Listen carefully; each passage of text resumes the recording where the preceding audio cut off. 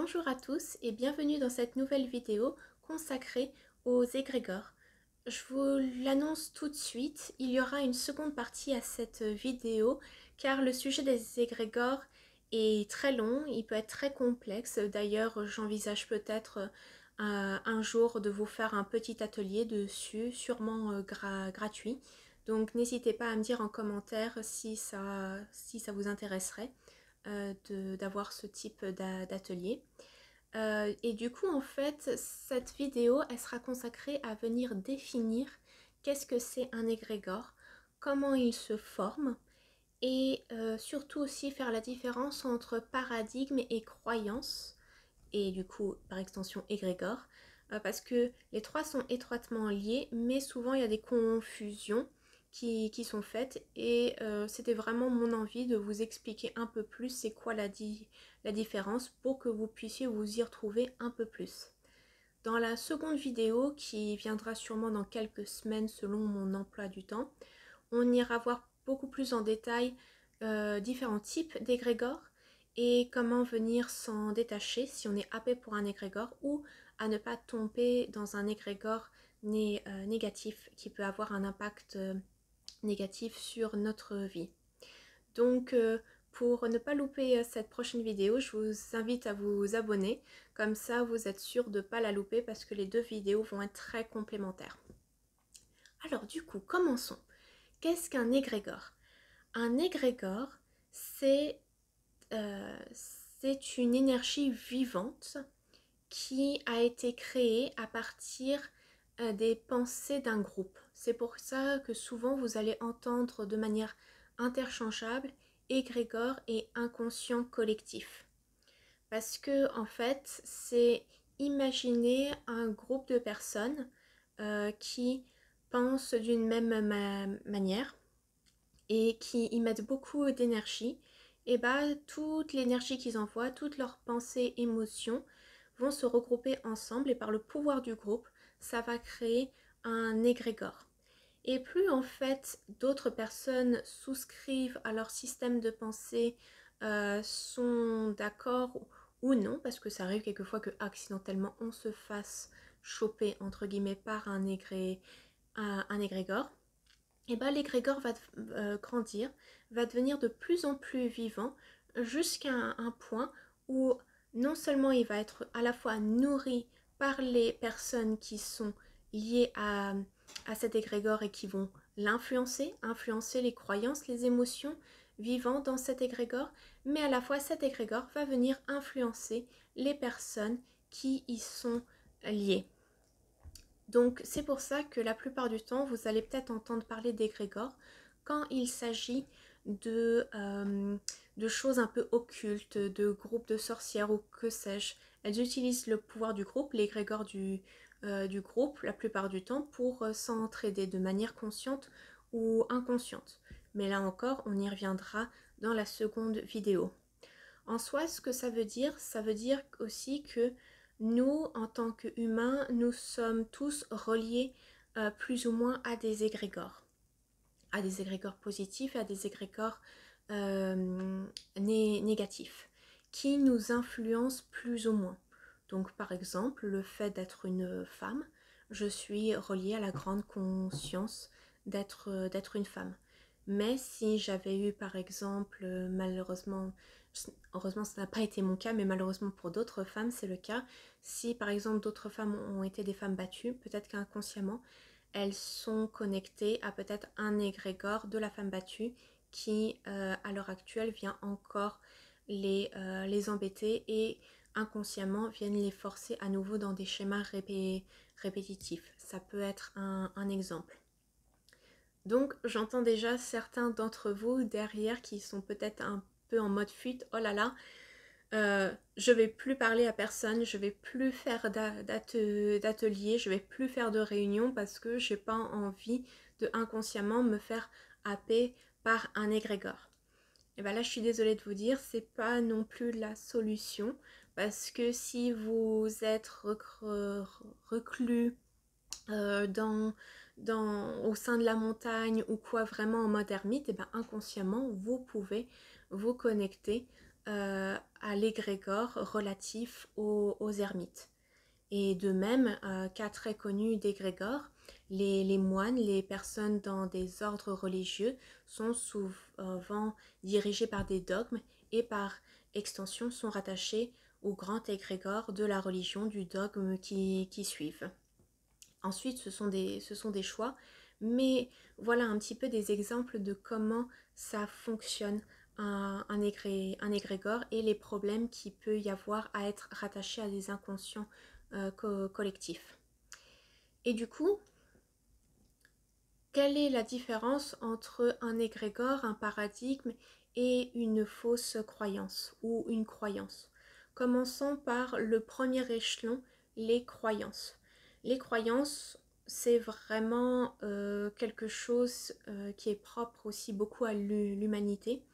On nous dit que nous sommes pleins de croyances, souvent des croyances inconscientes, vu que plus de 90% de nos émotions, de nos croyances sont dans l'inconscient, donc ne sont pas forcément toujours accessibles à nous. On fait des choses de manière machinale, que ce soit par le conditionnement de la société, de notre éducation. Bref, il y a plein de choses à aller voir. Et toujours cette fameuse règle de l'énergie, que tout ce qui est à l'extérieur de moi n'est que le résultat de mon monde intérieur, et bah ça veut dire que nos croyances créent notre réalité. Un exemple tout bête, vous avez entendu pendant l'enfance que euh, les personnes qui ont réussi, ils ont forcément travaillé énormément. Donc, vous avez inconsciemment acquis cette croyance que pour réussir, il fallait travailler durement. Donc, ça veut dire que si vous avez du succès sans travailler dur, bah déjà c'est très peu probable parce que vous avez vraiment acquis cette croyance que il faut travailler dur pour réussir. Donc, vous allez beaucoup plus faire des heures supplémentaires ou quoi. Et si vous relâchez, et que vous avez l'impression d'avoir un peu de réussite sans avoir travaillé plus ou plus dur, il va quand même y avoir une partie de vous qui va peut-être vous pousser à quand même, qui trouve pas ça normal et qui va vous pousser à travailler encore un peu plus dur parce que inconsciemment vous avez ce programme à l'intérieur de vous. Et du coup, comme vous émettez ceci, et bah du coup, la vie aussi va vous renvoyer ça. Vous allez rencontrer des personnes qui vont avoir le même mindset que vous. Vous allez avoir des expériences de vie où si vous avez eu l'impression de moins travailler que les autres fois, bah oui, vous allez avoir un patron qui va bien vous le faire remarquer que vous avez moins bien travaillé, des choses comme ça. Alors qu'il suffirait de venir changer la croyance à l'intérieur de vous pour changer la situation.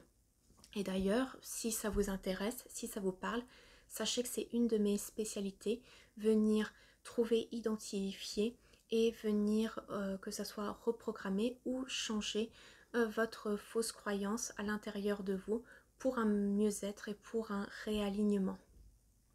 Donc ça, c'est vraiment la base. On n'est pas du tout encore au stade de l'égrégore, ou peut-être que inconsciemment vous venez nourrir certains égrégores, mais voilà, on commence vraiment avec cette base, vous et votre monde interne, et vous et votre monde, votre relation au monde externe.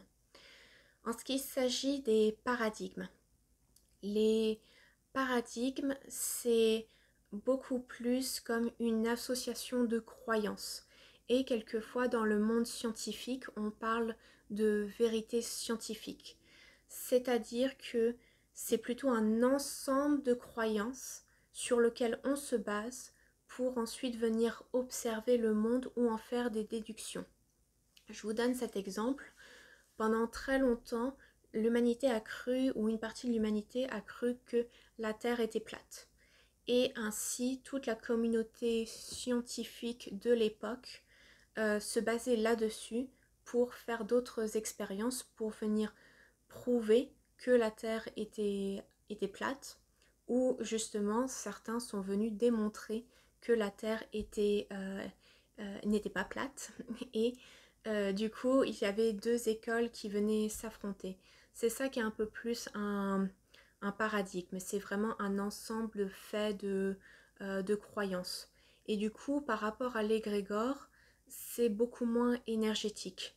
Ça l'est, mais c'est rare, selon moi, qu'on aille travailler sur vraiment le paradigme. C'est beaucoup plus facile de défaire le paradigme si on défait des croyances ou si on vient défaire l'attachement à l'égrégore. Ainsi, si en fait les croyances ce sont les briques qui composent le paradigme est la maison, et si la, la, l'égrégore est composé de paradigmes, et ben l'égrégore c'est le village ou la ville. Ça veut dire ainsi que tout paradigme, toute croyance ne veut pas dire égrégore. Comme je vous ai dit, il y a une énergie très spécifique derrière l'égrégore, surtout s'il il est négatif. Et il se peut quelquefois qu'il y ait des termes où les personnes sont rattachées à un mouvement, un courant, sans pour autant tomber dans un égrégore négatif. Je vous donne un exemple.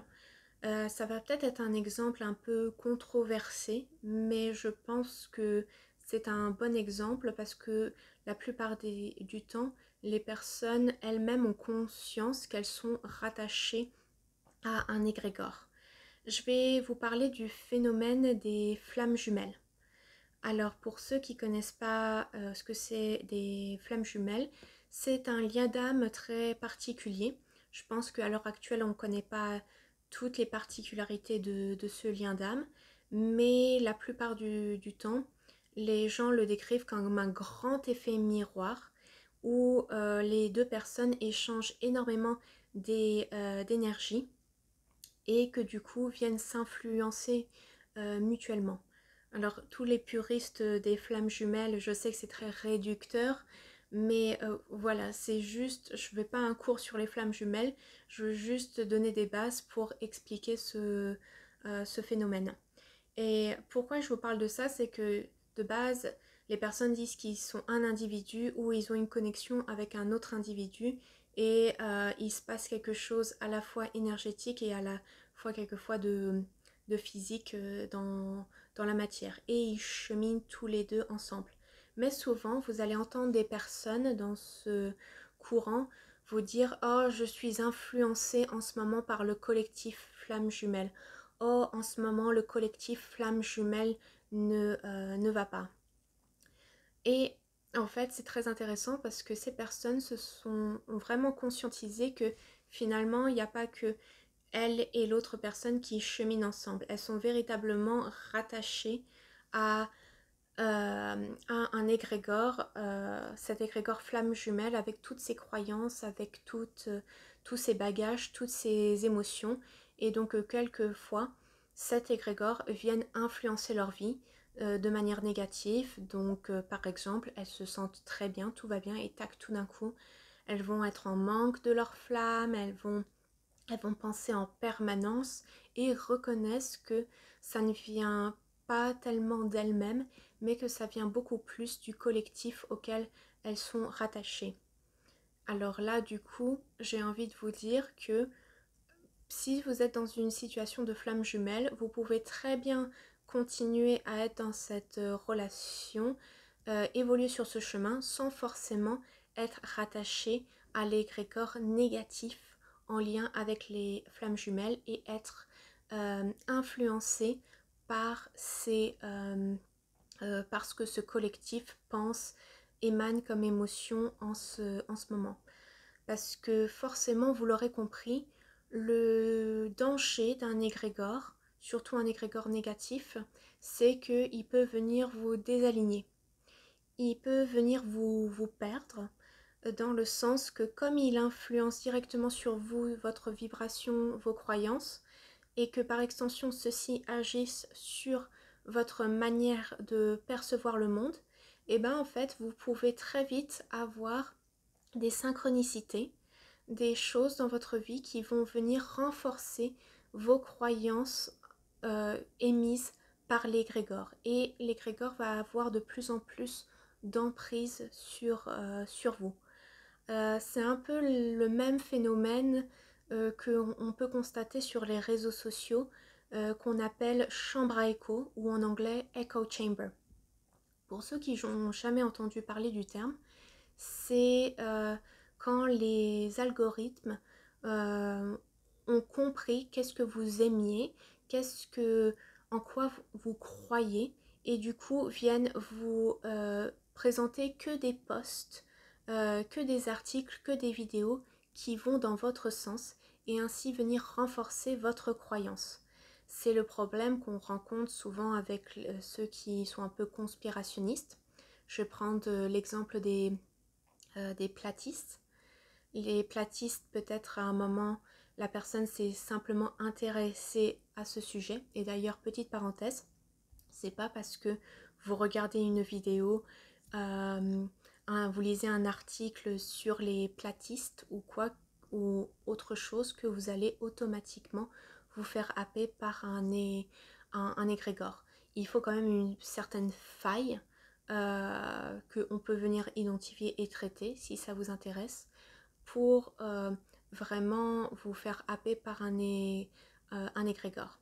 Donc voilà, parenthèse faite à ce sujet. Je continue mon explication. Donc les réseaux sociaux vont vous observer votre comportement, vont regarder quel type d'articles vous aimez lire et vont vous les donner à nouveau. Et vu que vous allez voir que des informations qui viennent corroler vos pensées existantes, qui viennent confirmer, ou que inconsciemment vous ne voulez voir que des choses qui viennent valider votre point de vue, et bien c'est là où vous pouvez vous faire happer un peu plus par un égrégore.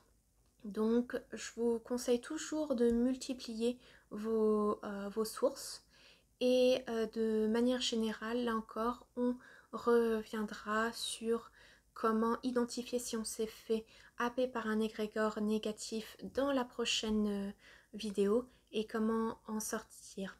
D'ici là, si vous avez d'autres questions concernant les égrégores, les paradigmes ou les croyances, ou comme je vous l'ai dit, vous avez besoin d'aide, n'hésitez pas à me contacter. J'adorerais discuter plus avec vous.